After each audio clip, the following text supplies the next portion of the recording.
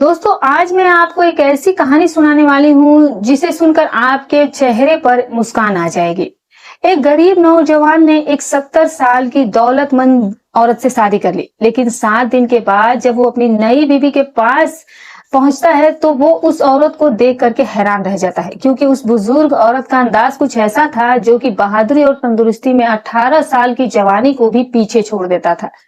वो तंदुरुस्ती उसके अंदर थी, मगर जो कुछ भी सोनू ने उसके साथ किया उसे कोई सोच भी नहीं सकता था। और इस कहानी को सुनने के बाद आप भी यकीनन हैरान हो जाएंगे। तो चलिए बिना देरी किए वीडियो को शुरुआत करते हैं। दोस्तों, सोनू नाम का एक नौजवान था जिसकी जिम्मेदारियां रोजाना बढ़ती जा रही थी। जिस उसके पिता के मौत के बाद पूरे खानदान की जिम्मेदारी अचानक से उसके कंधों पर आ जाती है। उसकी बूढ़ी माँ माया को एक जानलेवा बीमारी हो गई थी और उसके इलाज में सारे पैसे भी खर्च हो गए थे, जिससे कि उनकी जमा पूंजी जो भी थी वो खत्म हो गई थी। उसकी 17 साल की छोटी बहन कोमल जो थी वो अभी स्कूल में पढ़ रही थी और उसकी पढ़ाई, किताबें, फीस ये सब कुछ बहुत ज्यादा भारी पड़ रहे थे। सोनू की उम्र महज 20 साल थी, लेकिन जिंदगी की मुसीबतों ने उसे समय से पहले ही बहुत ज्यादा जिम्मेदार बना दिया था। दिन रात पढ़ाई के साथ साथ मेहनत मजदूरी कर वो किसी तरह से अपना घर चला रहा था। उसके चेहरे पर हमेशा फिक्र और परेशानी ही नजर आती थी। बदन कमजोर था और आंखों के नीचे गहरे काले घेरे साफ बताते थे कि वो अंदर से कितना टूट चुका है। वक्त से पहले ही उसकी खुशियां, सपने और आजादी सब कुछ छीन ली गई थी। कर्जदारों की धमकियां रोजाना ही उसे परेशान करती थी। एक दिन वो एक चाय की दुकान पर गया जहां पर सस्ती चाय मिलती थी। सोनू सोचने लगा कि चाय पीकर ही जाऊंगा। उसने जेब में हाथ डाला, पैसे निकाले और उसे वो गिनने लगा। पैसे गिनते हुए उसकी नजर सामने खड़ी एक औरत पर नजर पड़ी जो कि बड़ी ही ध्यान से उसे देख रही थी, आंखों से जैसे कि वो कुछ कहना चाह रही हो। उस औरत का नाम रेशमा होता है। रेशमा जो थी वो कारोबार की दुनिया में जानी मानी शख्सियत थी, जो कि व्यापार के मामले में मशहूर थी। जैसा उसका नाम था वैसा ही उसका काम भी था। वो महंगी सूट और गहने पहने हुए थे। रेशमा ने सोनू से कहा कि तुम ही सोनू हो। सोनू हैरानी से उसकी तरफ देखने लगता है और सिर हिला करके कहता है कि हाँ, मैं ही सोनू हूँ। उसकी आवाज सुनकर ऐसा लगा जैसे कि वो बहुत ज्यादा थका हुआ हो। रेशमा उसकी तरफ गौर से देखती रहती है और फिर उससे धीरे से कहती है कि मैं जानती हूँ कि इस वक्त तुम्हारी जिंदगी में क्या चल रहा है। तुम बहुत ज्यादा परेशान हो। सोनू ने हैरानी से कहा कि मैं कुछ समझ नहीं पा रहा हूँ। उसने कहा कि मेरा मतलब है कि तुम्हारी माँ की बीमारी, बहन की पढ़ाई और कर्ज, इन सब बातों को लेकर के तुम बहुत ज्यादा परेशान हो। इतनी मेहनत करने के बावजूद भी कोई जीवन में तुम्हारे बदलाव नहीं है। ये सुनकर सोनू का दिल तेजी से धड़कने लगता है। वो सोचने लगता है कि यह अजनबी औरत उसकी जिंदगी के बारे में इतना सब कुछ कैसे जानती है। उसने झिझकते हुए पूछा कि आप कौन हैं और आप इतना सब कुछ मेरे बारे में कैसे जानती है। रेशमा मुस्कुराती और कहती है कि अगर तुम चाहते हो कि तुम्हारे दिन बदल जाए तो तुम्हें मुझसे शादी करनी पड़ेगी। शादी के बाद भी तुम्हारी आजादी पर कोई आंच नहीं आएगी। तुम अपनी जिंदगी जो है वो अपने ही तरीके से जी सकते हो, लेकिन तुम्हें मेरी कुछ शर्तें माननी होंगी। रेशमा की बातें सुनने में जितनी आसान लग रही थी, उन्हें मानना उतना ही मुश्किल था। वो उसकी बातों को सुन करके वहां से चला जाता है। रेशमा भी अपनी महंगी गाड़ी में बैठ करके चली जाती है। कुछ दिन ऐसे ही गुजर गए, लेकिन सोनू अपने घर के हालात देख करके मजबूर हो गया था। कर्जदारों ने रात दिन उसका जीना हराम कर दिया था। वो सोचने लगा कि अगर मैं उस अमीर दौलतमंद औरत की बात अगर मान लूं तो फिर मेरी माँ की जान बच सकती है और मेरी बहन की जिंदगी भी संवर जाएगी। वो बहुत बेबस होकर के वापस रेशमा के पास पहुंच जाता है और उसकी सारी शर्तें मानकर सोनू ने उससे शादी कर ली। कुछ गवाहों की मौजूदगी में जरूरी कागजों पर दोनों के दस्तखत हुए और दोनों की शादी जो थी वो सादगी से करा दी जाती है। पहली बार वो किसी हवेली में कदम रख रहा था।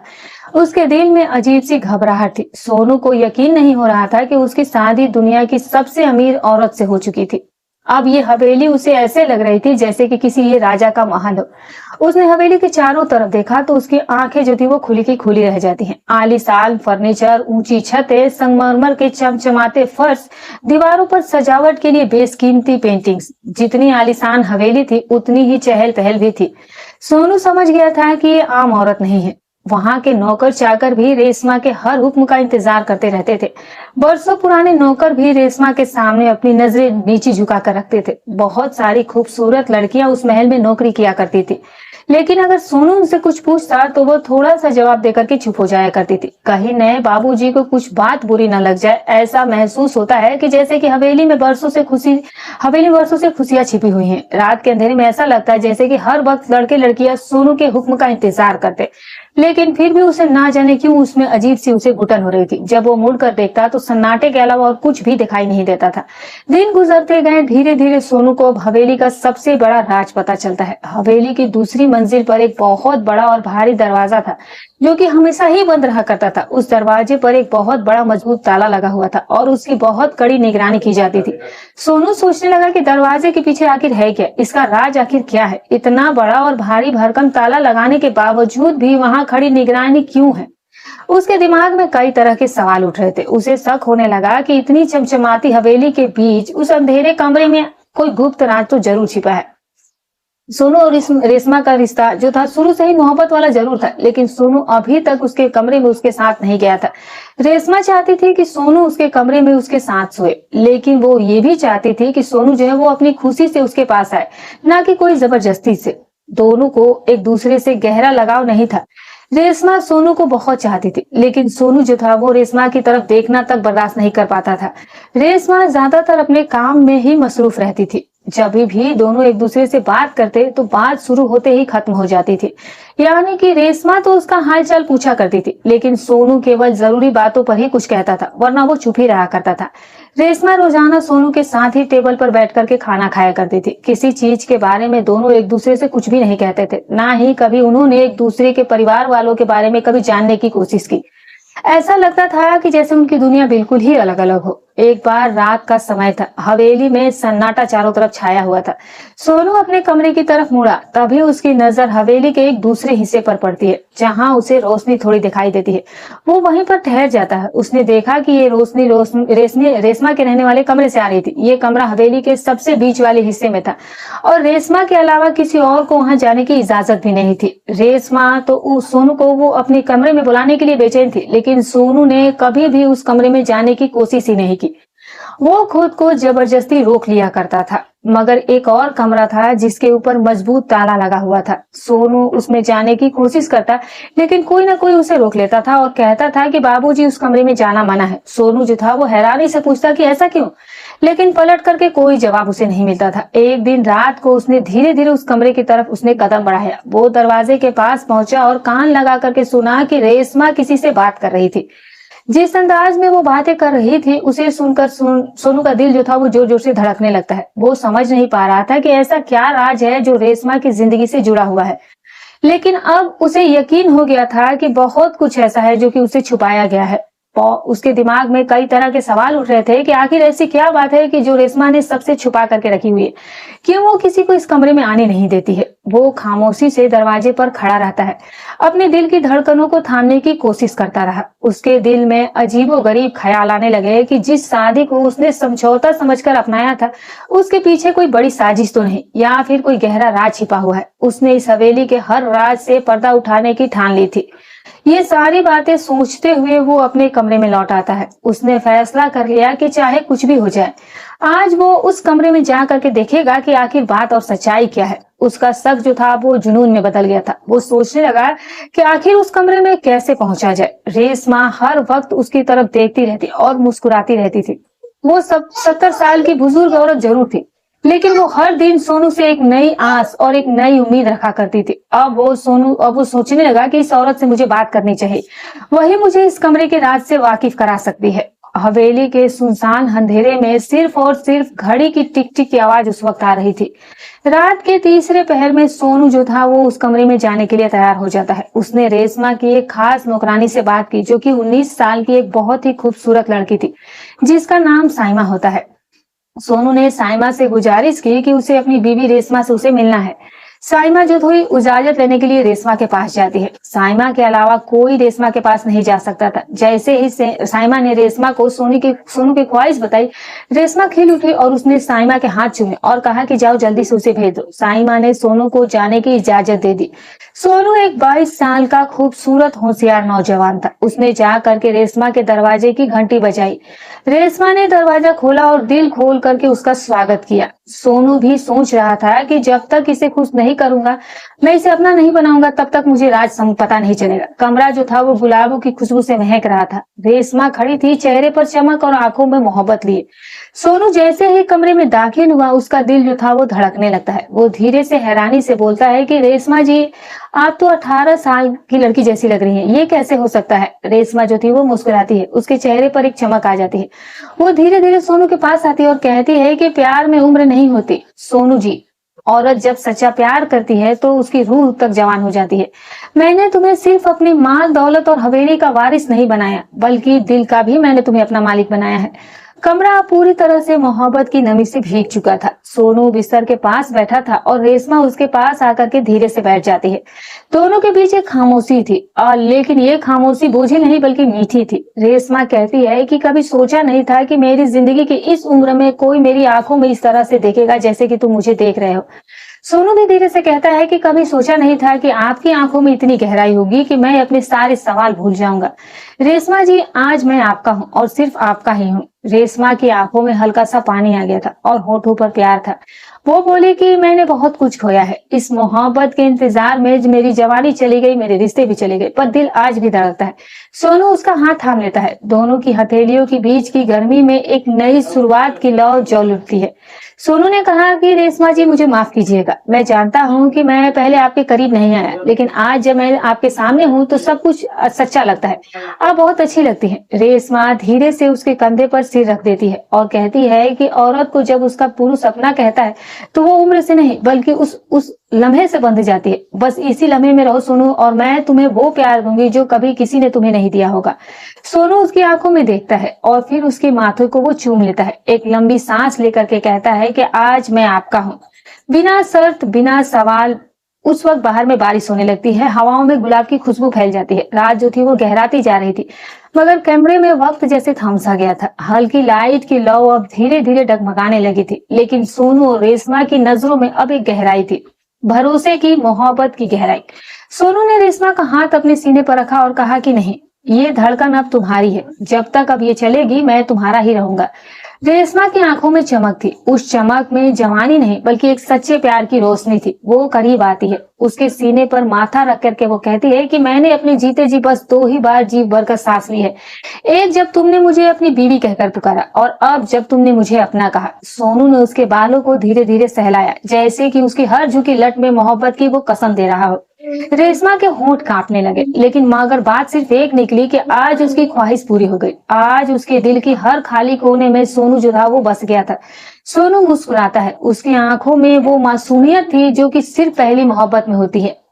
वो रेशमा के इतना करीब हो गया कि सांसें भी अलग ना लगे। और फिर फुसफुसा करके सोनू ने कहा कि अब मेरी जिंदगी के हर दिन का मतलब सिर्फ तुम हो। मैं तुम्हारे बिना बिल्कुल अधूरा था, ये मुझे आज समझ में आया है। उस रात दोनों ने कोई वादा नहीं किया, कोई कस्में नहीं खाई, क्योंकि उनकी खामोश नजरें सब कुछ कह गई थी। कमरा जो था वो अब सिर्फ एक जगह नहीं था, वो उनकी मोहब्बत की दास्तान बन चुका था। बाहर हवाओं में एक अजीब सी मिठास घुल रही थी। सोनू को लगा कि वो तो बस रात जाने आया था, लेकिन मोहब्बत तो अनजाने में ही उसे हो गई थी। मगर मोहब्बत यहाँ एक तरफा नहीं थी। वो उसके करीब आती है और उसके होठों पर उंगली रख करके कहती है कि अब कुछ मत कहना, बस महसूस करो। सोनू की आंखें हैरानी से भर गई थी, जैसे कि सामने कोई 70 की नहीं बल्कि कोई 18 साल की कोई लड़की हो। हर हरकत में उसके जोश था, हर छूने में जैसे कि वो बरसों से इस चीज की ख्वाहिश रखती हो। रेशमा ने सोनू को अपने गले लगा लिया, लेकिन नाजुक नहीं, लेकिन बहुत ही जोर से कहा कि आज की रात मेरी है और तुम भी मेरे हो। सोनू को कुछ करने की जरूरत ही नहीं पड़ी, वो खुद ही इश्क में डूब चुका था। मोहब्बत के समंदर को रेशमा ने खुद ही लहरा दिया और सोनू उसमें बहता चला गया। वो रात हवेली की सबसे जिंदा रात बन गई। सुहाग रात नहीं बल्कि एक ऐसे इश्क की दास्तान सुबह हुई तो नौकरानियां भी आपस में कानाफूसी करने लगी कि आज मालकिन जो है वो जवानी की मिसाल बन गई है, और अब मालिक जी भी प्यार में गुलाम हो गए थे। दूसरी तरफ सोनू हर वक्त यही सोचता रहता था कि ना जाने उस कमरे में ऐसा क्या है कौन सा गहरा राज छिपा हुआ था। अगले दिन सोनू ने वहां पहुंचकर देखा कि आज दरवाजा था वो आधा खुला था। ये देखकर उसका दिल जोर जोर से धड़कने लगता है। उसने हिम्मत जुटा करके दरवाजा खोला और कमरे के अंदर उसने कदम रखा। कमरे में हल्की रोशनी थी और रखा हुआ सामान जो था वो बहुत पुराना था। कमरे की दूसरी तरफ एक बहुत बड़ी लकड़ी की अलमारी थी जिसमें कई सारी फाइलें रखी हुई थी। ये देख करके वो हैरान रह जाता है। उसी दौरान उसका ध्यान कमरे में रखी मेज पर गया। वो धीरे धीरे उसके पास जाता है और उसकी नजर एक मोटे लिफाफे पर पड़ी और जिसके किनारे जो थे वो पीले पड़ चुके थे। ऐसा लग रहा था कि जैसे उसे बार बार छुआ गया हो। उसने लिफाफा उठा करके खोला। उसमें से एक फोटो निकली जिसमें कि सोनू के पिता सत्यजीत सिंह रेशमा के साथ खड़े थे। सत्यजीत सिंह के चेहरे पर हल्की सी मुस्कुराहट थी। सोनू का सिर जो था वो चकरा जाता है। तभी उसे पीछे से किसी ने आवाज दी, आखिरकार तुमने सब कुछ देख ही लिया। आवाज सुनकर सोनू जो था वो ठिठक जाता है। उसने पीछे मुड़कर देखा तो रेशमा वहां पर खड़ी थी। रेशमा जो थी वो खामोशी से खड़ी थी। उसकी आंखों में ना कोई डर था और ना ही कोई हैरानी थी, क्योंकि उसे पता था कि एक न एक दिन ये पल जरूर उसकी जिंदगी में आएगा। सोनू ने कांपते हुए हाथों से फोटो जो थी वो पीछे छिपा ली। उसके चेहरे का रंग बदल गया था। उसने खुद को संभालते हुए कहा कि ये शादी कोई सौदा नहीं बल्कि एक बदला थी। रेशमा मुस्कुरा करके कहती है कि तुम बहुत समझदार हो सोनू। मुझे नहीं पता था कि तुम इतनी जल्दी सच्चाई का पता लगा लोगे। सोनू गुस्से से आग बबूला होकर के कहता है कि तुमने मुझे बेवकूफ बनाकर मेरी मजबूरी का फायदा उठाया है। मेरे पापा से बदला लेने के लिए तुमने मेरा इस्तेमाल किया है। उसकी आंखों में दर्द जो था वो साफ दिखाई दे रहा था। रेशमा ने सोनू को बताया कि अब जब तुम सब कुछ जान ही चुके हो सोनू, तो जान सुनो, मैं तुम्हारे पापा से मोहब्बत करती थी। वो मेरी पहली और आखिरी चाहत थे। मैं 25 साल की थी जब मेरे पति इस दुनिया से चल बसे थे। मैं जवान थी और अकेली थी और तुम्हारे पापा ने मुझे उस वक्त सहारा दिया था, लेकिन मुझसे गलती हो गई। मैं उसे मोहब्बत समझती रही, मगर हमेशा मुझे सिर्फ एक कागज की तरह इस्तेमाल किया गया। सोनू की आंखें फटी की फटी रह जाती है। रेशमा ने कड़वाहट से कहा कि जब मैंने शादी की बात की तो उन्होंने मुंह फेर लिया। उस दिन मैंने कसम खा ली थी कि अगर वो नहीं तो उनका खून ही सही। मैंने तुम्हें बचपन में देखा था और मैंने तभी फैसला कर लिया था। रेशमा भर्राई हुई आवाज में कहती है कि हाँ सोनू, मैंने तुमसे शादी सिर्फ बदले के लिए की थी। तुम्हारे पापा ने जो कुछ मेरे साथ किया उसकी आग में मैं सालों से सीने में लिए जी रही हूँ, और जब तुम सामने आए तो मैंने तुम्हें उसी आग में झोंकने का फैसला कर लिया। तुमसे साइन करवाए ताकि तुम मुझे कभी छोड़ ना सको, ताकि तुम भी वही दर्द झेलो जो मैंने झेला है। फिर वो थोड़ा रुकी और फिर मुस्कुराते हुए थोड़ा बोली कि लेकिन सोनू, तुमने मुझे धोखा नहीं दिया, इसीलिए मैंने अपना सब कुछ तुम्हें सौंप दिया। तुमने वो किया जो तुम्हारे पापा कभी ना कर सके। तुमने मेरी इज्जत की, मेरे दिल को समझा और तुम्हारी इंसानियत के सामने मेरा बदला हार गया। मैं तुम्हारी मोहब्बत में पिघल गई। सोनू अब बोला कि अब तो मैं तुम्हारा गुलाम बन गया हूँ और तुम्हें मैं दिल से चाहने लगा हूँ। रेशमा की आंखों में उस वक्त आंसू आ जाते हैं। वो कहती है कि मुझे माफ कर दो सोनू। सोनू गुस्से में था मगर वो मजबूत भी था। रेशमा की आंखों से उस वक्त आंसू गिरे थे। उसका चेहरा शर्म और पछतावे और प्यार से भीगा हुआ था। सोनू को कुछ पल जो था वो चुप रहता है। उसकी आंखों में रेशमा के लिए गुस्से की जगह अब नम्र मोहब्बत थी। धीरे धीरे कांपती हुई आवाज में उसने कहा कि तुमने मुझे कैद करना चाहा था, लेकिन खुद ही तुम मेरे प्यार के कैद में आ गई। तुम्हारा बदला, तुम्हारी नफरत सब कुछ हार गया, लेकिन आज जो तुम्हारी आंखों में है वो मोहब्बत है। सोनू आगे बढ़ता है, रेशमा की कांपती हुई कलाई थामी और उसे अपने सीने से लगा लेता है। फुसफुसा कर वो कहता है कि मैं तुम्हें माफ करता हूँ, क्योंकि तुम्हारा दिल अब साफ है और मैंने उसे अब पा लिया है। रेशमा जो है वो सिसक उठी। सोनू के सीने से लगकर बस वो इतना बोली कि अब अगर मौत भी आ जाए तो मुझे अफसोस नहीं है। वो उस हवेली में एक राजा की तरह रहने लगा। एक दिन रेशमा बहुत ज्यादा बीमार पड़ गई और कुछ ही हफ्तों में वो हमेशा के लिए चली जाती है। सोनू ने उसकी रुखसती के वक्त बस इतना कहा कि मैं तुम्हें माफ करता हूँ, तुम भी मुझे माफ कर देना। रेशमा की कहानी यही खत्म नहीं हुई। उसकी नौकरानी 19 साल की साइमा, जो कि चुपचाप सोनू की सेवा करती थी और हर मोड़ पर उसके साथ थी, अब वो उसके करीब आने लगी थी। धीरे धीरे दोनों का रिश्ता जो था वो परछाइयों से निकल करके रोशनी में आ जाता है। सोनू ने साइमा से शादी की और अब वो हवेली उसकी थी, मगर अकेली नहीं। उसकी माँ माया और बहन कोमल भी अब उसी महल में थी जहाँ कभी रेशमा का अधूरा इश्क गूंजता था। अब वहाँ साइमा की मुस्कान और सोनू की सुकून भरी जिंदगी बस चुकी थी। दोस्तों, ये थी आज की कहानी। अगर आपको ये कहानी पसंद आई है तो वीडियो को एक लाइक कर दीजिएगा, चैनल को भी सब्सक्राइब कर दीजिएगा और बेल आइकन का बटन जरूर दबाएं। फिर मिलूंगी कल आपसे एक और रहस्यमय, रोचक और इंटरेस्टिंग कहानी के साथ। तब तक अपना और अपने परिवार का ख्याल रखें। जय हिंद।